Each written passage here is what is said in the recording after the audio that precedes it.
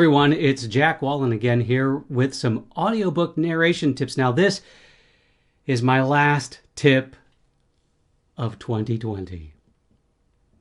Need I say any more? No, I don't think I should.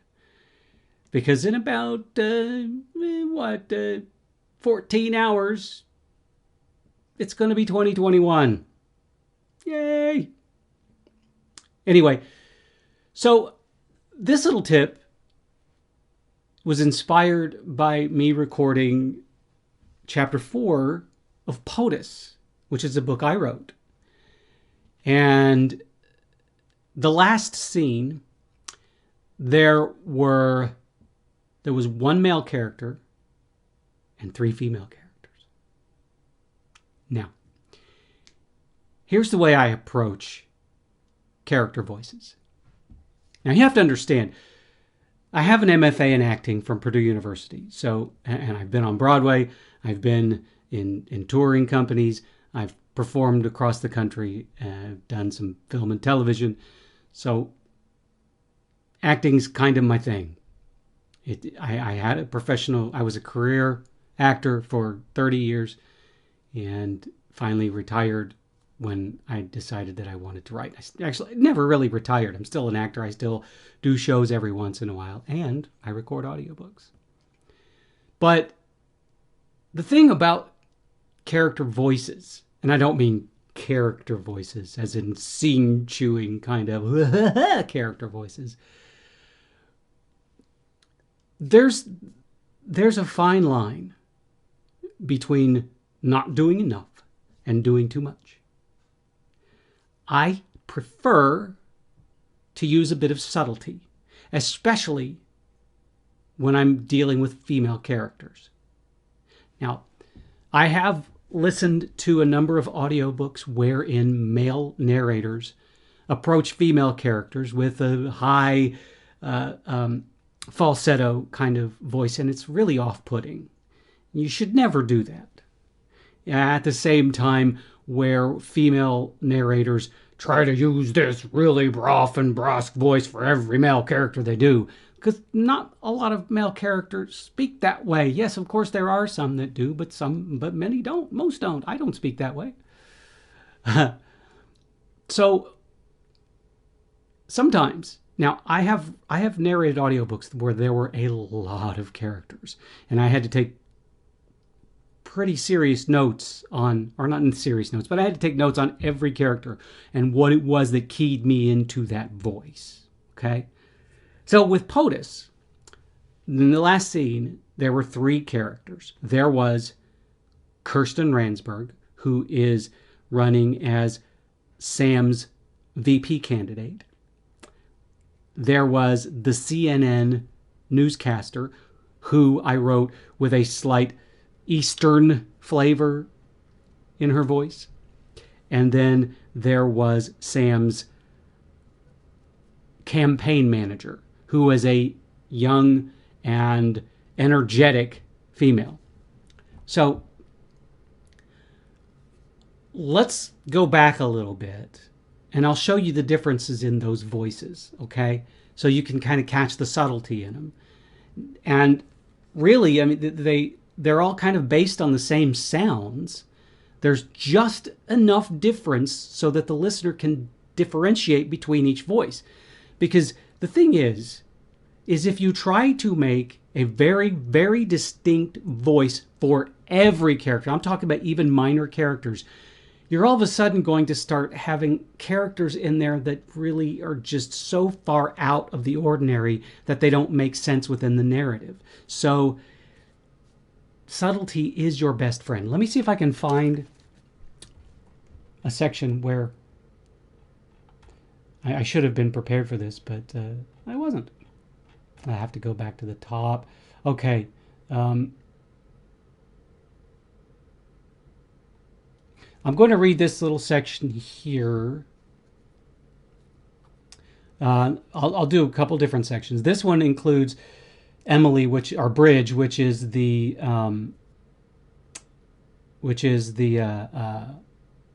campaign manager. And then it has Sam in it. And then I'll skip down a little bit to Kirsten, and then we'll do a little bit of the CNN broadcaster. I'm not actually recording this because I already recorded it, so I'm just going to read it. Okay, so, and remember, this is from the point of view from Sam, who is American, but he puts on a British accent because it's part of his band's shtick. It's a fun thing. Okay, so Bridge saved the day and hailed an unwitting participant into our evil plan. After a few seconds, the two women turned and approached. The new member of our little clan had an adorably crooked smile plastered across her face.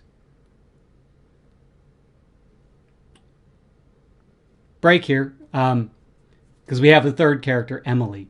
And for this one, it was kind of a generic, because she only has a line, I think, maybe two. She's very, very insignificant. So here we go. An adorably crooked smile plastered across her face. Welcome to CNN, Mr. Tierney. My name is Emily. I'll take you to makeup and to the set. A slight blush lit up the woman's cheeks. I assume you've worn makeup before. Oh, I see. Just because I'm a musician. Oh, who am I kidding? Of course I've worn makeup. As you can see, I'm wearing a bit of it now. Most punks don't leave the house without smudging a bit of coal under their eyes. It lends us a certain je ne sais pathos. Lead on, Macduff. Okay, so let's skip down a little bit to, because I'm not really giving you the, let's see. Okay, here we go. Sorry, I should have had this prepared for you, but you know. In a silent frenzy, the makeup staff had Kirsten and me looking perfectly suitable for primetime television. I feel like singing a tune from The Sound of Music, I offered with a widening grin. How do you solve a problem like Sam Tierney? Okay, did you see that? The difference between Emily and Kirsten. Here's Emily. If I can find her again.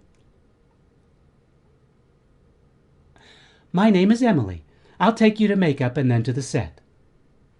Emily. Kirsten.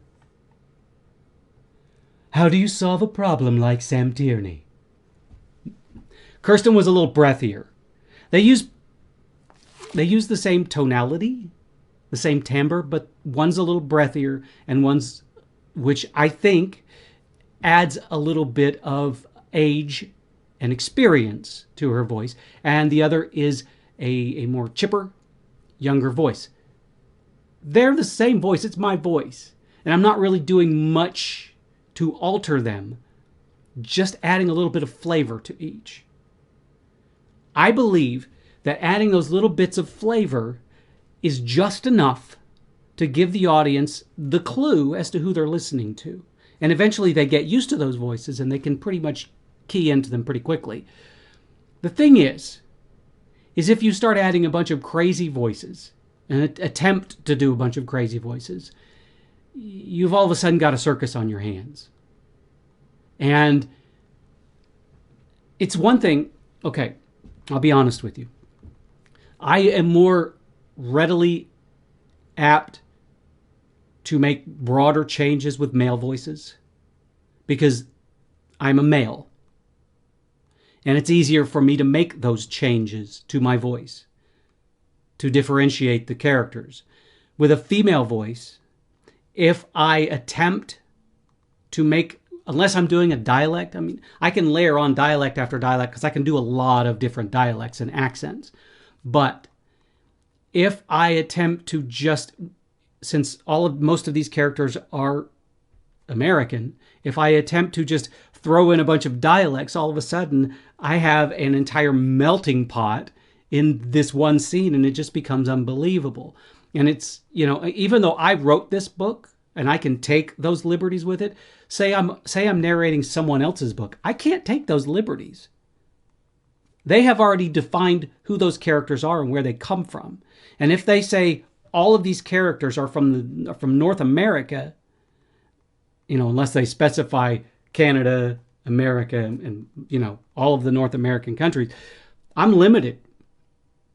And if the whole thing is set in New York, yeah, I can throw in some New York dialects, but I can't all of a sudden have a character from New York and then someone from the South and someone from Minnesota. I, you know, so that's where subtlety becomes your friend. Right? So don't be afraid to take your baseline voice and find out what it is about that character differentiates themselves from the other characters. Is one of them perkier? If it's perkier, they just add a little energy to your voice.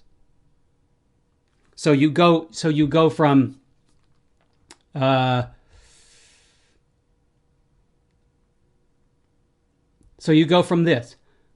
Welcome to CNN, Mr. Tierney. My name is Emily. I'll take you to makeup and then to the set. To, welcome to CNN, Mr. Tierney. My name is Emily. I'll take you to makeup and then to the set. You see how those are very different voices without a whole lot of change. So sometimes it's just in the energy you use. Sometimes it's in the intention that you use. You have a lot more to your palette than just tonality. Anyway, that's my tip, my final audiobook narration tip for 2020. I look forward to doing more. Of course, they're all going to be inspired as I record whatever audiobook comes next. Right now, it's POTUS, and I'm going to be doing POTUS for quite some time because it's a long book. And I hope to get POTUS done, the narration done before inauguration for obvious reasons, but who knows if it's going to happen. But I'm about ready to dive into chapter 5 now. So hopefully I can at least get chapter 5 halfway done. It looks like it is 7 pages. Maybe. Anyway, thank you everybody for joining in on these little tips. I hope they help you. If not, if they don't help you with your narration, I hope maybe I've entertained you or just given you a glimpse into how this sausage is made. And hopefully we'll have a lot more fun in the coming year. Thank you so much. I hope you have a safe, healthy, and wonderful New Year's Eve and a joyous, prosperous, and healthy new year. Thank you, everybody.